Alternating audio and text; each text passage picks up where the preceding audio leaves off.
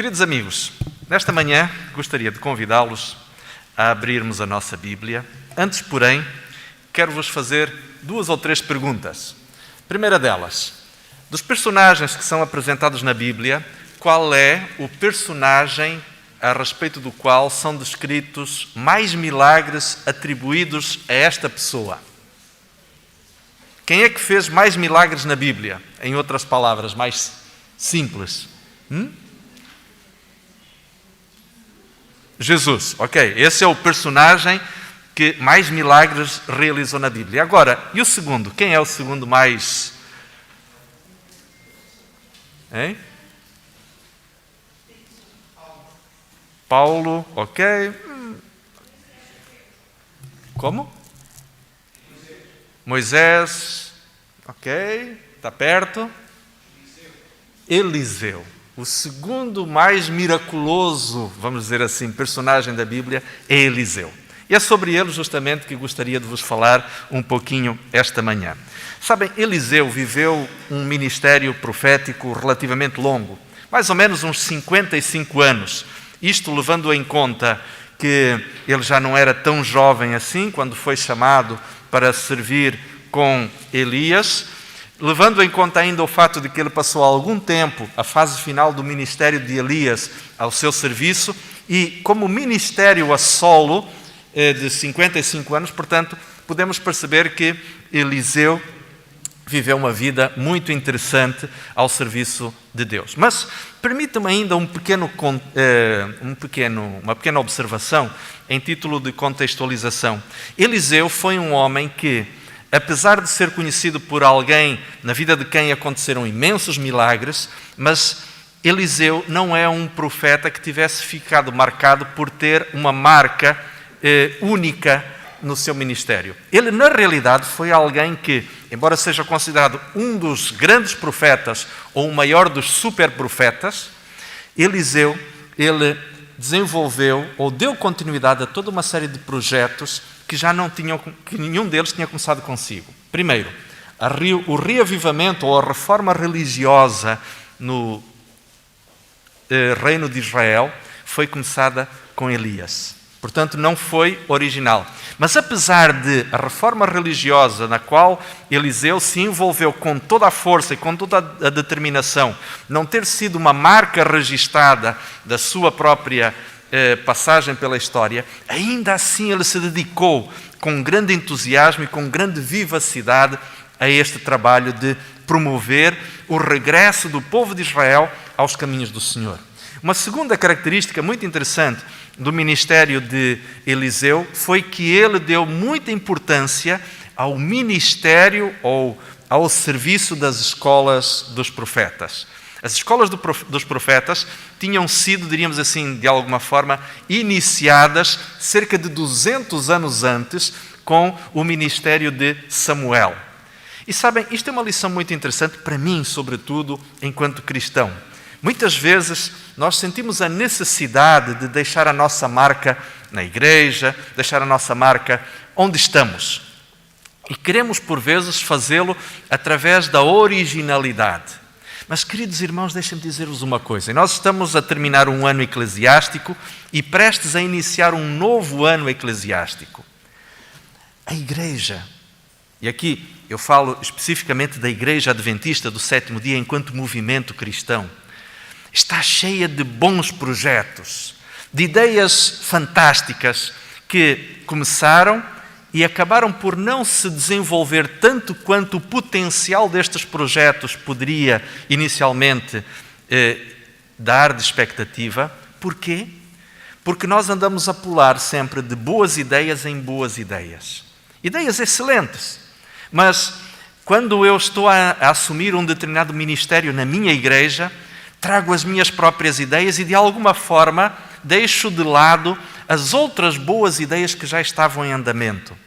E sabem, deixem-me dizer-vos com toda a honestidade e, sobretudo, com muito carinho aos irmãos que, dentro de poucas semanas, vão estar a retomar atividades nesta igreja. Meus queridos, sabem, às vezes é importante nós estarmos mais preocupados em dar continuidade àquilo que de bom está a ser feito, em vez de querermos simplesmente mudar pela necessidade de mudar. Eliseu é o exemplo de alguém que não se preocupou em deixar a sua marca na história, mas a sua passagem pela história do povo de Israel não foi indiferente. Porquê? Porque ele teve a humildade de continuar a fazer bem aquilo que de bom já estava a ser feito. Fica aqui para a nossa pequena reflexão. Contudo, vamos abrir a nossa Bíblia no segundo livro de Reis, no capítulo 6. E vamos então contextualizar um pouquinho daquilo que ali estava a acontecer. Há várias semanas, talvez mais de um mês atrás, os irmãos devem se recordar que uma das meditações que foi apresentada num sábado aqui na igreja foi justamente sobre a história de Eliseu na cidade de Dotã. Quando Eliseu estava ali e nesta cidade e o exército sírio foi enviado para cercar a cidade e o emboscar. Bom, nós conhecemos esta história, a história em que Deus revela ao servo de Eliseu os anjos flamejantes que se interpunham sobre as colinas de Dotã para poderem proteger o profeta do Senhor. Nós conhecemos a história do milagre em que o exército sírio é cegado apenas pelo fato de Eliseu orar e pedir que eles então ficassem sem visão, e depois Eliseu vai conduzi-los até a cidade de Samaria, onde eles vão ser recebidos com bondade, com misericórdia dentro da própria cidade, da capital do reino do qual eles eram inimigos. Mas agora nós regressamos novamente à história de Eliseu e os episódios a seguir são justamente algo que tem que ver com guerra. E no capítulo 6, a partir do verso 24, é-nos descrito que a cidade de Samaria estava cercada novamente pelo exército sírio e a cidade estava há várias semanas, provavelmente já até alguns meses, debaixo daquele cerco, numa situação realmente muito complicada. A Bíblia diz-nos que a falta de comida era tão grave que as pessoas estavam a passar por uma fome tremenda. É-nos dito, inclusive, que alimentos que normalmente as pessoas jamais comeriam estavam a ser vendidos por valores absolutamente inflacionados. Imaginem, um judeu jamais comeria a carne de um jumento. Um israelita nunca comeria a carne de um burro. Por quê? Porque o burro é um animal impuro. Embora ele rumine, mas o seu casco não está dividido. Por isso, não é um animal cuja carne servisse para a alimentação de um filho de Deus, de um ser humano.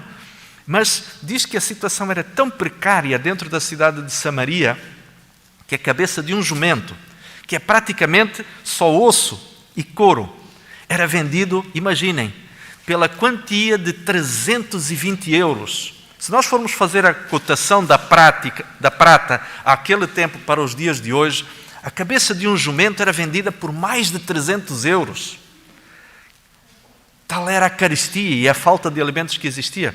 Vendia-se, imaginem, e vendia-se cerca mais ou menos de 1 litro de excrementos de pássaros pela quantia de 20 euros. Uma coisa absurda, algo realmente impensável. Mas dentro daquela cidade que gemia com fome, estava Eliseu.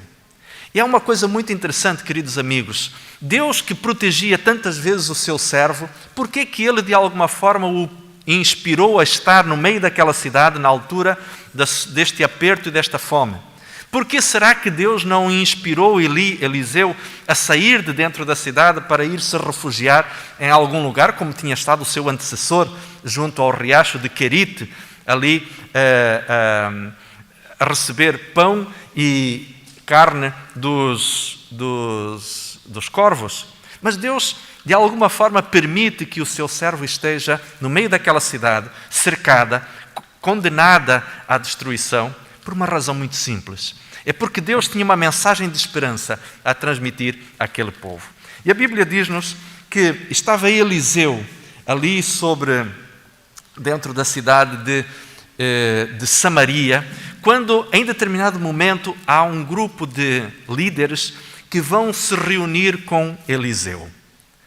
É interessante que estes líderes, estes anciãos, estes príncipes da cidade, não foram se reunir com o rei que provavelmente era o rei Jeurão, um dos filhos do rei Acabe, do ímpio rei Acabe. Mas foram se reunir com o profeta. E sabem, há uma coisa muito interessante. Lembram-se daquela história em que o apóstolo Paulo está dentro de um navio a caminho de Roma e que, sob a orientação dos marinheiros experientes, foi dito que eles deveriam continuar uma viagem, que Paulo disse, olha, vocês não se metam nessa viagem, porque esta viagem, se nós seguirmos, nós vamos ter um problema muito grave. Lembram-se dessa história? Está contada nos capítulos 26 e 27 de Atos.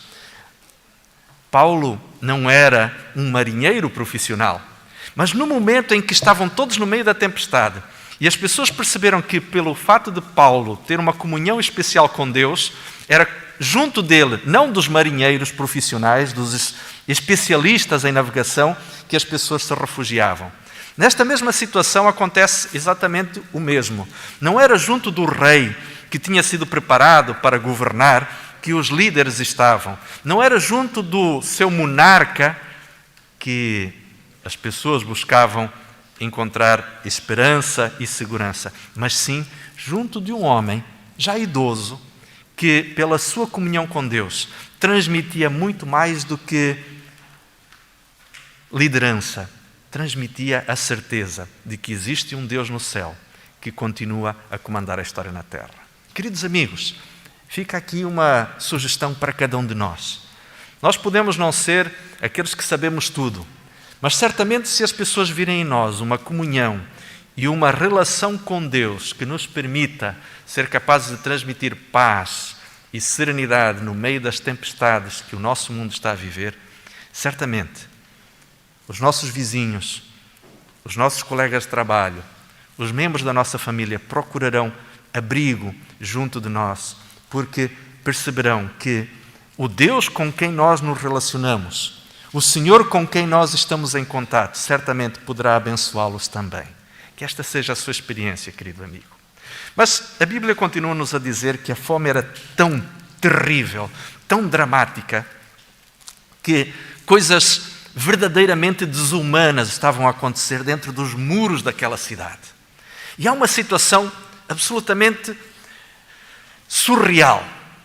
Duas mulheres tinham combinado que iriam, para matar a fome, iriam cozinhar a carne dos seus filhinhos.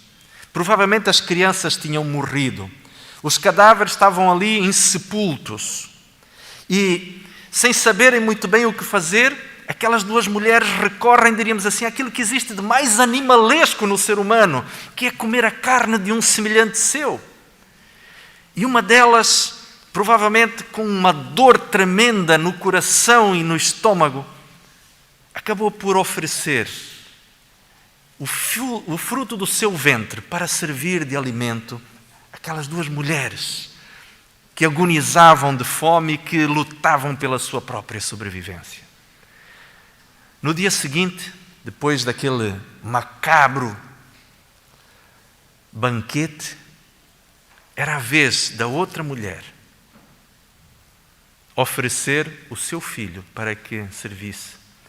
Mas num recuo de alguma humanidade, esta mulher se impede de permitir que a carne do seu filho, ainda que estivesse morto, pudesse servir de alimento àquela situação absolutamente desumana, aquela situação verdadeiramente pavorosa.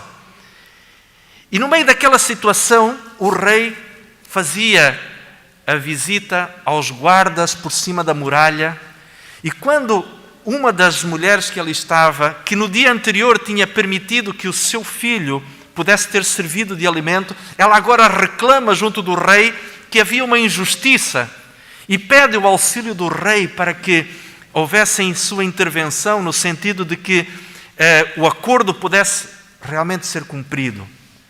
O rei fica tão espantado. Mesmo o rei Jeurão, sendo um homem que, enfim, não era aquela flor que se cheirasse, porque ele também vinha de uma má raiz, tinha tido maus pais, tinha tido uma má influência. Mesmo aquele rei, cujo coração muitas vezes se tinha desviado de Deus, ao ouvir, ao perceber aquela situação, enche-se de horror e de espanto diante da desumanidade daquilo, e sem poder fazer absolutamente nada, ele rasga as suas roupas e exprime assim a sua profunda tristeza, o seu profundo amargor de alma. Mas há uma coisa interessante, é que diante daquela situação absolutamente horripilante, digna dos piores pesadelos que qualquer pessoa pudesse ter, o rei Jeorão, ele enche-se de fúria e canaliza a sua ira contra Eliseu, que estava dentro das muralhas da cidade de Samaria. E ele diz: assim me faça o Senhor se a cabeça de Eliseu permanecer sobre o seu pescoço. E a Bíblia diz-nos justamente isto no verso 32, quando ele ameaça e dá ordem justamente para que o profeta seja, por isso, decapitado. Está no verso 31, perdão. Ok, muito obrigado. E então, agora, o mensageiro do rei é enviado justamente à casa onde estava Eliseu, reunido com os anciãos da cidade de Samaria. Interessantemente, Deus diz a Eliseu o que é que estava para acontecer. Eliseu diz aos anciãos que estavam com ele: olha, fechem a porta, tranquem a porta, não deixem este homem entrar, porque ele vem aqui para me matar. E o verso 32 diz: e estava então Eliseu assentado na sua casa, e também os anciãos estavam assentados com ele, e enviou o rei o homem adiante de si. Mas antes que o mensageiro viesse, ele disse aos anciãos: vistes como o filho do homicida, referindo-se a Acabe e a Jeorão, o homicida era Acabe e Jeorão, o seu filho, mandou vir tirar-me a cabeça. Olhai quando vier o mensageiro, fechai-lhe a porta e empurrai-o para fora com a porta. Porventura não vem o ruído dos pés do seu senhor após ele? Ou seja, dando-nos a entender que o próprio rei Jeorão vinha atrás para constatar a execução de Eliseu. E estando ele ainda falando, eis que o mensageiro descia a ele e disse: eis que este mal vem do Senhor, que mais, pois, esperaria do Senhor? Reparem aqui interessantemente isto. E este personagem é alguém que vale a pena nós estudarmos também. Jeorão, o rei que, diante da frustração, diante dos seus próprios problemas, porque na verdade nós não podemos esquecer que aquela nação estava a ser castigada em grande medida por consequência dos próprios atos ímpios de Jeorão, ele resolve colocar em Eliseu as culpas de tudo aquilo que estava a acontecer. Sabem, meus irmãos, há uma coisa interessante. O nome Jeorão quer dizer: o Senhor será exaltado, ou Jeová é exaltado. Este é o significado do nome de Jeorão. Jeorão, semelhantemente a muitos de nós, hoje, cristãos modernos, tinha um nome teofórico, ou seja, um nome que exaltava Deus. Nós, como cristãos, também temos um nome que dignifica o próprio Senhor, ou deveria dignificar. Mas quantas vezes cristãos que têm nome de cristãos não dignificam o nome que carregam? À semelhança daquele rei ímpio, que estava disposto a canalizar no mensageiro de Deus, porque ele não podia atingir Deus. Semelhantemente a Satanás, não é? Como diz em Apocalipse capítulo 12, verso 17, que o dragão irou-se contra a mulher e foi fazer guerra à sua descendência. Satanás não pode atacar Deus, mas covardemente o que é que ele faz? Ele vinga-se naqueles que são obedientes a Deus, que guardam os mandamentos de Deus e que têm a fé de Jesus, ou o testemunho de Jesus. Jeorão vai justamente atacar o profeta. E sabem, queridos irmãos e amigos, a atitude de Jeorão teria sido muito mais compreensível ou muito mais racional se ele tivesse se arrependido dos seus erros, em vez de erguer o punho contra Deus e maldizer o seu Criador. Eu tenho muitas vezes encontrado ao longo da vida pessoas que clamam contra Deus, culpando Deus daquilo que lhes está a acontecer, e queridos irmãos e amigos, muitas vezes, consequência dos seus próprios erros, das suas próprias falhas. Nós não temos que nos voltar contra Deus quando as coisas não correm bem na nossa vida. Este é o pior dos caminhos, queridos amigos. Talvez neste momento eu possa estar a falar a alguém aqui, ou alguém que nos vê ou que nos escuta, que está revoltado contra Deus, que está numa relação de divórcio com o Senhor, com o nosso Criador. Querido amigo, por favor, se este é o seu sentimento, pense nisto. Deus não é culpado das coisas que você perdeu. Deus não é culpado das tragédias que têm acontecido na tua vida. Deus não é culpado, queridos amigos, pelas coisas que têm acontecido errado na nossa existência. Deus não é culpado pelo fato de você estar desempregado ou de você ter, enfim, tido perdas substanciais nestes últimos meses. Há uma coisa muito importante, meus prezados, é que Deus, Ele na verdade, Ele não é o causador do mal. Ele nem sequer é o originador do sofrimento na sua própria vida. A única coisa que acontece é que Deus, por vezes, permite que as coisas menos boas nos aconteçam para que isto nos leve a termos a oportunidade de nos apegarmos ao Senhor de todas as possibilidades. E, queridos amigos, há uma coisa muito importante que nós não podemos jamais esquecer. É que quando Deus, Ele nos permite passar por tribulações e por dificuldades, a Bíblia diz-nos, isto está em 1 Coríntios, no capítulo 13, no capítulo 10, no verso 31, a Bíblia diz que no meio das aflições e das provações, Deus não permitirá que nós sejamos tentados além das nossas capacidades, mas junto com a tentação também virá a capacidade ou virá a virtude para resistirmos a estas tentações. Por isso, em vez de nós nos voltarmos contra Deus, o caminho mais inteligente e mais sábio seria perguntarmos ao Senhor: bom Pai, no que é que eu posso efetivamente aprender com esta situação que estou a viver? O que é que tu queres que eu mude na minha vida? Como é que tu queres fazer a tua vontade na minha existência?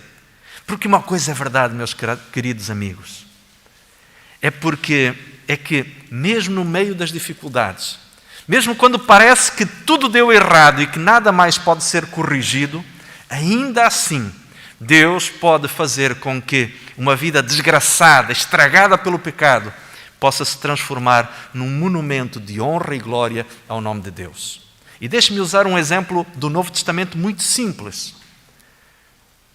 Quão mais baixo pode um ser humano chegar do que a possessão demoníaca? Acredito que não existe nível mais degradante ao qual um ser humano possa chegar espiritualmente do que a possessão pelo próprio demónio. Mas o que aconteceu sempre que Jesus se encontrou com pessoas possuídas? Jesus não só os libertou, como transformou-os também em seus mensageiros. Conhece a história do endemoniado ou dos endemoniados de Gadara? Deus tem poder para fazer com que a vida mais destroçada pelo pecado seja reconstruída. Acredite nisto, querido amigo, prezada amiga, você que está aqui ou que nos ouve, Deus pode fazer com que a sua vida seja completamente reconstruída. Você pode não acreditar que exista esperança. Você pode não acreditar que exista luz no fundo do túnel. Você pode acreditar que as coisas como estão não têm mais capacidade de ser regeneradas. A cidade de Samaria estava um caos. A economia estava estraçalhada. Vendiam-se coisas sem valor absoluto de uma forma inflacionada absurdamente. Mas a realidade, queridos amigos, é que Deus continuava à espera do arrependimento daquelas pessoas. Do lado de fora da muralha não estavam apenas os soldados sírios, estava também a graça de Deus à espera de alcançar aquelas pessoas. Longe ou para além dos seus problemas, querido amigo, está também a graça de Deus à sua espera. A Bíblia também nos diz que onde o pecado abundou, superabundou a graça. Por isso, se neste momento nós estamos a passar por uma situação na nossa vida que é absurdamente insuportável o sofrimento, pois acredite que Deus está exatamente ao nosso lado, disponível para nos dar a libertação e para restaurar a nossa vida. E reparem aquilo que o capítulo 7 vai dizer. Logo no iniciozinho, começa por dizer o que Deus respondeu ao rei, que estava do lado de trás da porta, ou que estava do lado de fora da porta, junto já do carrasco que tinha vindo para decapitar Eliseu.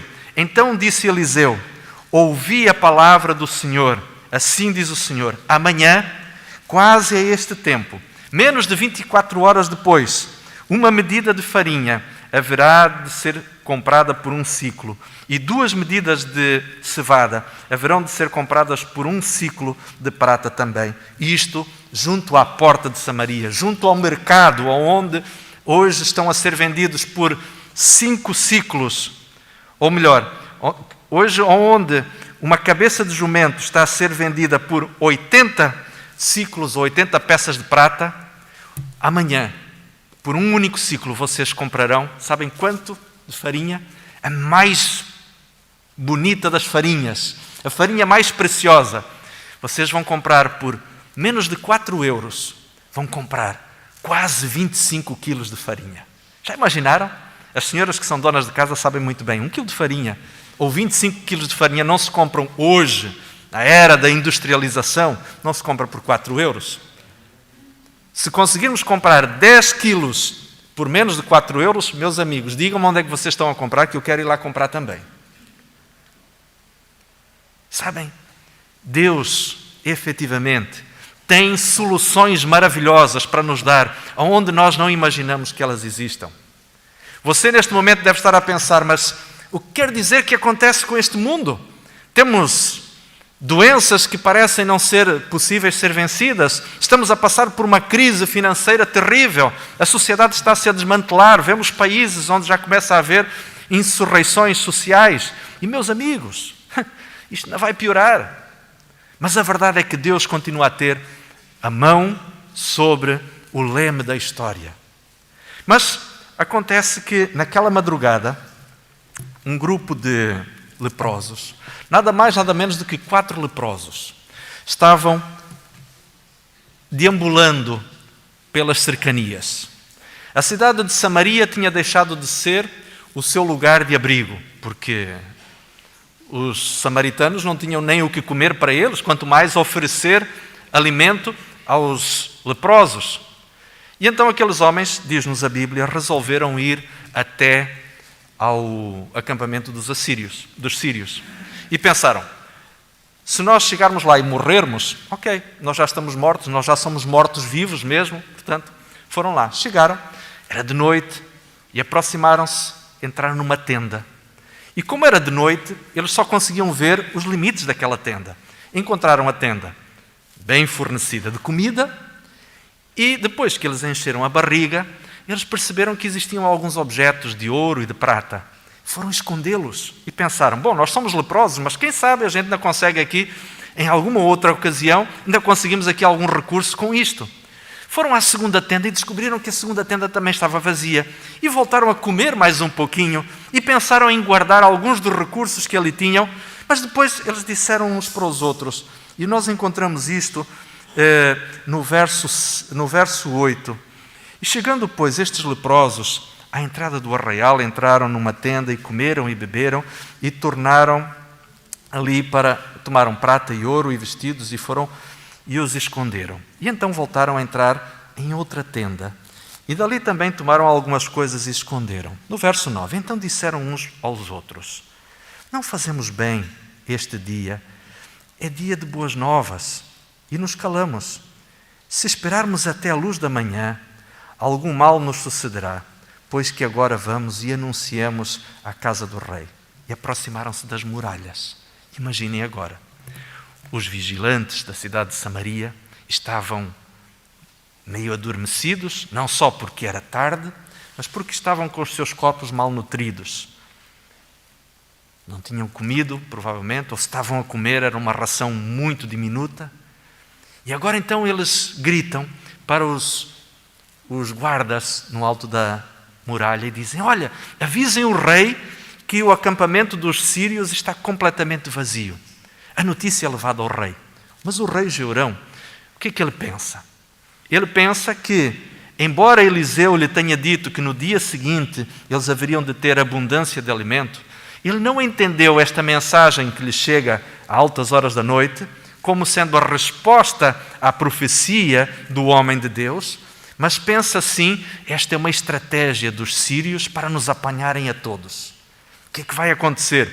Eles fingiram que foram embora, vão nos emboscar e quando nós tivermos saído da cidade, eles vão entrar pela muralha adentro e vão conquistar a cidade e vão nos matar a todos pela retaguarda.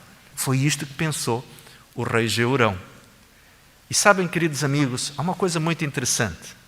A Bíblia não nos ensina a sermos ingênuos. Não é isto. A lição que nós podemos tirar deste pequeno episódio não é que Deus nos esteja a dizer que nós temos que ser naifes, ou seja, pessoas ingênuas que acreditam em tudo. Não. O que a Bíblia nos está a dizer é que nós devemos mudar o nosso paradigma de pensamento e sermos capazes de pensar de acordo com a vontade de Deus, com os limites de Deus, com o potencial de Deus, com a sabedoria de Deus. E termos uma estrutura de pensamento mais confiante. Confiante em Deus. E confiança em Deus, meus queridos amigos, não tem que ver com a teoria do pensamento positivo. Não é isto. Algumas pessoas que, inclusive, são muito conhecidas no mundo atualmente, acreditam no poder do pensamento positivo. Fé não é pensamento positivo. Tirem, diríamos assim, isto da vossa cabeça. Não está na Bíblia a ideia de que pensamento positivo e fé são a mesma coisa. Não. Pensamento positivo não é fé. Pensamento positivo não é espiritualidade. Pensamento positivo está muitas vezes determinado ou dominado pelo egoísmo. Se eu pensar de forma muito convicta que eu vou ser rico, eu tornar-me rico. Meus queridos amigos, isto não é fé.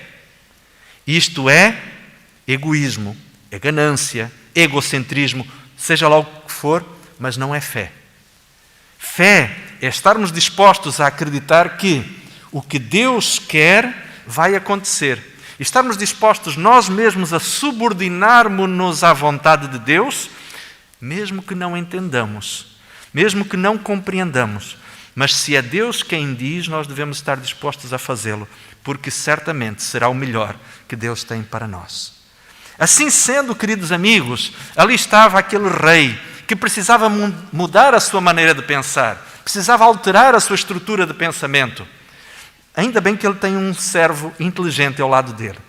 E sabem, eu acredito que às vezes, apesar da profunda estupidez de alguns líderes do nosso mundo, pessoas que têm muito poder nas suas mãos, existem ao seu lado pessoas que Deus usa, sendo personagens que a história nunca vai identificar nos seus anais, nas suas crônicas, mas pessoas que foram usadas por Deus em momentos-chave para que, de fato, a vontade de Deus se pudesse cumprir.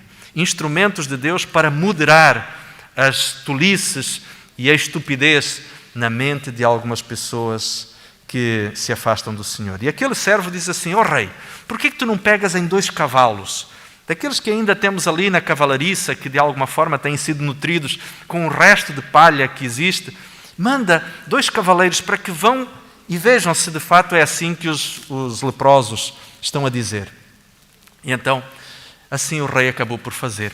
E aqueles 2 mensageiros que saíram das muralhas, da segurança das muralhas de Samaria, não só passaram pelo acampamento, como perceberam que em direção até o rio Jordão havia um rastro de objetos pessoais que os soldados sírios foram deixando para trás. O que tinha acontecido?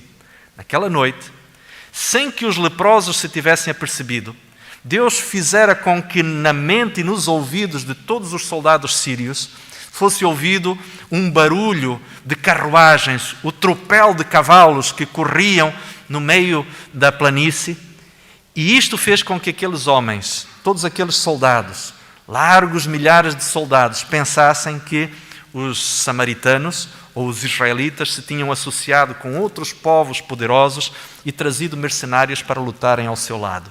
E desta forma, então, despreparados, assustados, apavorados, os sírios correram em direção à sua terra, atravessaram o rio Jordão e voltaram justamente para a segurança das suas fronteiras. Na manhã seguinte, quando as pessoas se levantaram, ou quando a notícia se espalhou, efetivamente, o texto do capítulo 7 termina dizendo que, tal como Eliseu tinha predito, quase 25 quilos de farinha eram vendidos por menos de 4 euros. E quase 50 quilos de farinha de cevada eram vendidos ou comprados também por menos de 4 euros. Comparando com a inflação absurda que no dia anterior existia. Queridos amigos, isto para nos dizer uma coisa muito simples. Você e eu talvez possamos aqui nos identificar com o leproso, ou com os leprosos. Porquê? Estes leprosos, eles poderiam ser levados a pensar que eles não deviam nada aos habitantes de Samaria. Na verdade, eles tinham sido postos para fora, porque assim que lhes foram identificadas aquelas lesões na pele, que foram diagnosticadas como sendo lepra, eles foram excluídos da sociedade. Eles deviam ter muitas mágoas no seu coração em relação a esta comunidade que os tinha rejeitado. Poderiam ter montes de desculpas, dizendo, olha, eles que se virem, eles em algum momento haverão de saber que o acampamento está vazio, que os sírios foram embora. Mas não. Eles entenderam que no meio daquela situação, eles tinham uma responsabilidade moral, que era de levar aos habitantes da desgraçada Samaria a ideia de que a salvação estava diante deles. Queridos amigos, talvez algum de nós neste momento se sinta, em certo sentido, um pouco leproso. E reparem que aqueles que tinham ali diante de si os recursos, que se estavam a empanturrar com um alimento e que estavam a guardar para si objetos de valor, eles poderiam simplesmente pensar que isto era sorte e que de alguma forma a vida lhes estava a correr bem. Mas a vida não corre bem a ninguém, a menos que nós estejamos dispostos a partilhar aquilo que temos com os outros. O egoísmo é o pior dos caminhos que um ser humano pode correr. Quando pensamos, às vezes, nas nossas fantasias financeiras ou de riqueza, o que é que faríamos se ganhássemos o Euromilhões? Eu acho que já passou isto pela cabeça de alguns de nós, não foi? O que é que nós faríamos se ganhássemos o Euromilhões? E deixem-me dizer-vos uma coisa, meus queridos. Sempre que nós ficamos naquelas fantasias, muitas vezes que só Deus sabe, em que é que pensamos o que faríamos com o dinheiro? Se começamos a pensar que gastaríamos nisto, gastaríamos naquilo conosco, vocês já conseguiram perceber porque é que Deus não nos permite ter tanto dinheiro assim? É porque nós só iríamos gastar conosco. Talvez pensaríamos em gastar com outros também. Era capaz de dar algum dinheiro a uns parentes meus, era capaz de trocar o carro daquele meu primo que tem um carro velho que só lhe dá problemas. Era capaz de comprar uma casa nova para uma parente minha que, enfim, vive passando ali por dificuldades. Mas sabem, queridos, Deus é sábio demais para nos dar coisas que possam redundar na nossa perdição. E porque Deus não brinca com a nossa salvação, às vezes Ele permite que muitos dos seus filhos entrem pobres na eternidade, mas que se salvem. Porque na eternidade todos nós vamos ser ricos. Vamos poder caminhar por ruas de ouro e usar coroas mais esplêndidas que qualquer monarca jamais usou. Mas há uma coisa muito interessante, queridos amigos, e que eu gostaria de terminar esta meditação convosco, lendo este texto. Marcos, capítulo 16. Evangelho de Marcos, capítulo 16. Cada um de nós, prezados e queridos amigos, tem uma responsabilidade. Assim como aqueles 4 homens se deram conta de que tinham uma responsabilidade para com os seus compatriotas dentro das muralhas, nós também temos da parte do Senhor uma grande responsabilidade. Deus manifestou a sua glória e a sua graça, dando-nos a esperança da salvação e a certeza da eternidade. E nós temos a responsabilidade de partilhar isto com outras pessoas. Existem muitas Samarias por aí onde as pessoas estão a morrer de fome espiritual e que precisam saber que existe abundância de pão e grandiosidade de recursos espirituais que poderão trazer sentido e propósito à vida destas pessoas. E estas pessoas precisam ser acordadas, ainda que no meio da noite, com esta mensagem. Ah, pastor, mas eu não sou um profeta. Eu sinto-me como um leproso espiritualmente falando. Pois mesmo os leprosos podem ser portadores de grandes notícias. Mesmo leprosos espirituais, queridos amigos, podem ser mensageiros que levem ao mundo a ideia de que existe um Deus que está para regressar, de um Salvador que nos redimiu. Porque não é pela qualidade da minha espiritualidade, ou melhor, não é pela qualidade da minha justiça própria, mas sim pelo fato de que um dia eu fui salvo por Jesus Cristo. Eu sou um leproso espiritual. Eu tenho as marcas do pecado em mim, no meu caráter. Mas Jesus Cristo me salvou. Jesus Cristo me perdoou. Jesus Cristo me perdoa. Jesus Cristo faz em mim a sua obra, transformando-me diariamente.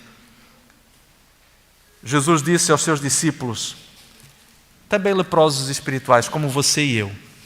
Portanto, ide por todo o mundo, pregai o Evangelho a toda a criatura. Marcos capítulo 16, verso 15.